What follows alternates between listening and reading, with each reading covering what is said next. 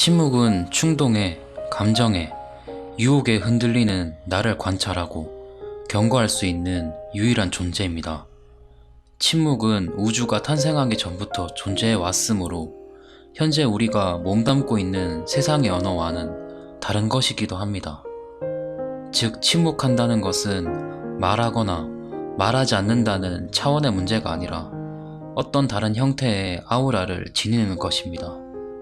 그래서 침묵은 그것이 언어 차원의 문제를 뛰어넘는 적극적인 의지에서 비롯된 것이냐 아니냐에 따라 전혀 다른 형태의 힘을 갖기도 합니다.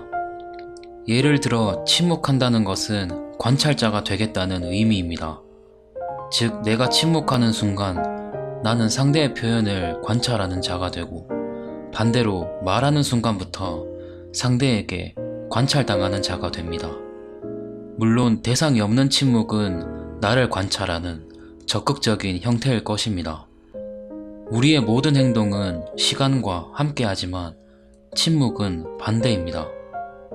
침묵은 생각을 낳고, 생각은 얼마든지 시간을 거꾸로 되돌릴 수 있습니다. 그러므로 침묵하는 순간 우리는 더 이상 시간의 포로가 아닌 것입니다.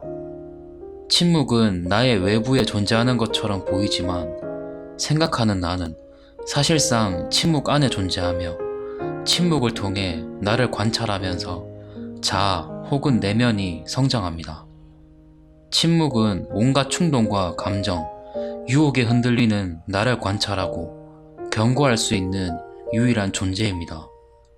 침묵의 순간 세계에 대한 나만의 사색이 시작되는 것입니다. 침묵은 단지 말을 하지 않는 것이 아닙니다. 침묵하는 순간 외부와 나를 분리시키므로 침묵한다는 것은 단순히 말을 하지 않는 것 이상이며 관성에 의한 모든 행위를 멈춘다는 의미입니다. 그래서 타인에 대해, 외부에 대해 침묵한다는 것은 또 다른 형태의 열정입니다. 우리는 이러한 침묵의 중요성을 잊고 삽니다. 침묵한다는 것은 시작과 끝을 인식하는 것으로 사람을 겸허하게 만드는 힘을 갖고 있습니다. 또한 말로 표현되는 모든 것의 허물을 알아차리고 진실과 거짓 사이에서 기만당하는 나를 보호하는 중요한 장치이기도 합니다. 침묵은 응시를 낳는데 응시는 사물을 스쳐 지나치지 않고 가만히 들여다보는 것입니다.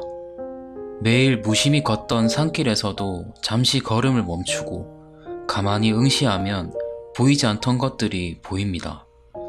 그때 그 길은 더 이상 어제의 그 길이 아닙니다. 우리가 사는 세계는 내가 인식하는 시선의 범위만큼입니다. 아는 만큼 보인다고 했습니다. 내가 인식하는 만큼이 내 세상의 크기인 것입니다. 그러니 청년이 넓은 세상을 여행하고 도전하는 것은 그만큼 자기 세상의 크기를 넓히는 것이고 그만큼 자신에게 기회를 주는 일이기도 합니다.